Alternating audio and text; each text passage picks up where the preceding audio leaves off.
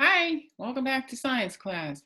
Today we're going to look at the second page of the worksheet for scientific method part 4, where we read an article about an actual real life scientific study and figure out where the steps of the scientific method appear in that study to help you see that it really happens.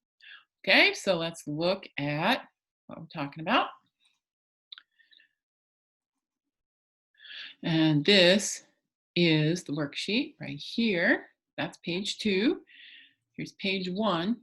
You read the article and you answer these true false questions. You're on your own for that one.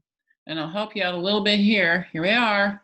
Question, research, hypothesis, experiment, data, and conclusion, just like before. Okay? Because those steps always apply.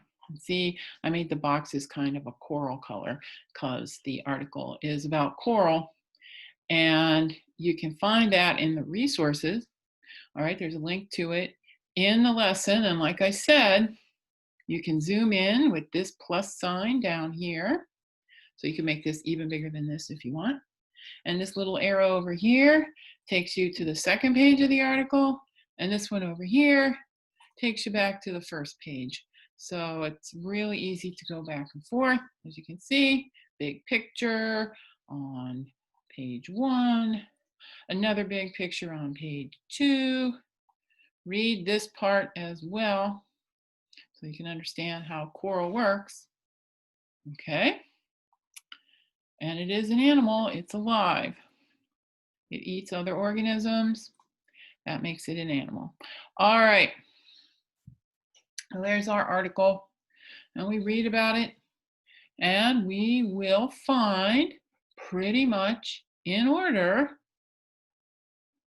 the question that they would like to answer, the research they do, the hypothesis they form, the experiment they do, the data they get from that experiment, and they can analyze, and the conclusion they reach based on that analysis of their data.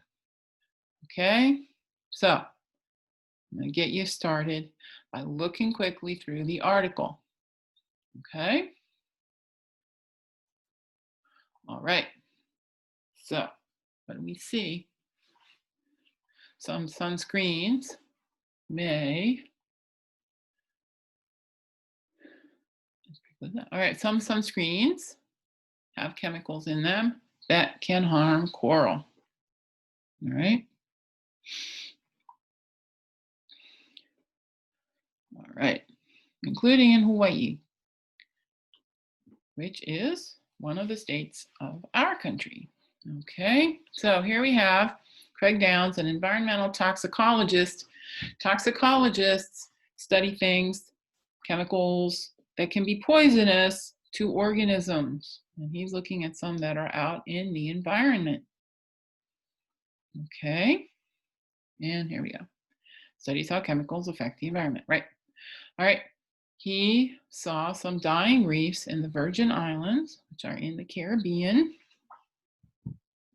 Some of them are American territories, some of them are British territories, some French, and some Dutch.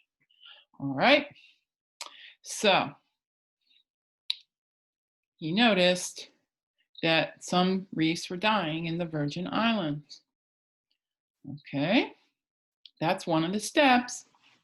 Then, look what it says here. A local man overheard him and his colleagues discussing the declining reefs and suggested they investigate sunscreen. Beaches in the Virgin Islands receive several thousand visitors a day. Every evening, after tourists return to their cruise ships, locals saw a slick of washed off sunscreen on the ocean's surface. There's another step. When Downs' team tested the seawater, they found high concentrations of a sunscreen ingredient called oxybenzone, which when you're typing up here, all right, and you want to say something about oxybenzone, you can just type OB, okay? I'll know what you're talking about. Save you some space in the box and save you some time, okay? You don't have to worry about what the name means or anything, but it describes exactly what the molecule looks like, as a matter of fact. Okay? All right. They exposed immature coral larvae in their lab to the compound. After just a few hours, the baby corals became deformed. Their bodies changed shape. Their mouths developed abnormally, and they started sealing themselves in a hard skeleton too soon, causing them to die.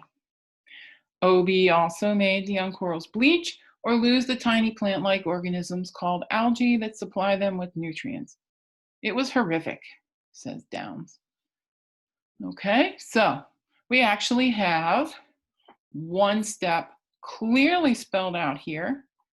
Okay, another one you got to infer from this paragraph what step came before this. Now, what does this step sound like? They did this, and then they looked to see this. There are actually a couple of steps in here that you can see, and one you have to infer. Turn your brain on, think a little, you can get it. Okay? All right. So then you kind of have to think a little and come up with your own thing for the final step. It's all in there, and this last paragraph here is related to that as well. Okay?